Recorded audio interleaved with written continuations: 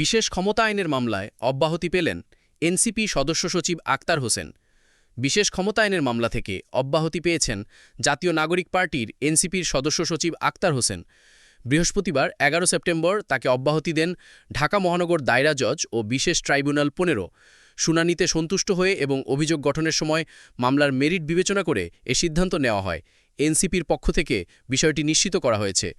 মামলার বিবরণে জানা যায়, ২০২১ সালের ১৩ এপ্রিল ঢাকা বিশ্ববিদ্যালয় এলাকায় পবিত্র মাহে রমজানে গরিব ও দুস্থদের মাঝে ইফতার সামগ্রী বিতরণ করছিলেন আক্তার হোসেন।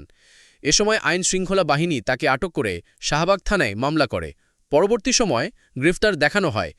তবে কারাগারে থাকাকালীন ভারতের প্রধানমন্ত্রী নরেন্দ্র মোদীর বাংলাদেশে আগমনের বিরুদ্ধে জাতীয় প্রেস ক্লাবে শান্তিপূর্ণ অবস্থানকে কেন্দ্র করে তার বিরুদ্ধে আরেকটি মামলা করা হয়। একই বছরের ১৭ এপ্রিল শাহবাগ থানায় ১৯৭৪ সালের বিশেষ ক্ষমতা আইনের ১৫(৩) ধারায় করা এ মামলায় তাকে আবারও গ্রেফতার দেখানো হয়। এ সময় তার ৫ দিনের রিমান্ড আবেদন করে পুলিশ। অবশ্য পরবর্তী সময়ে তিনি জামিনে ছিলেন। মামলায় আক্তারের পক্ষে শুনানি করেন আইনজীবী মোহাম্মদ মুজাহিদুল ইসলাম ও মোহাম্মদ আবদুল্লাহ আল ফারুক সহ অন্যান্য আইনজীবী।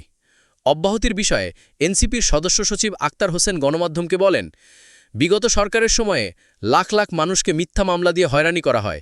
আমার নামেও একাধিক মিথ্যা মামলা দেওয়া হয়েছে। তবে অন্তর্বর্তী সরকার কিছু মামলা প্রত্যাহার করেছে, আরেকটি মামলাও এখনও চলমান।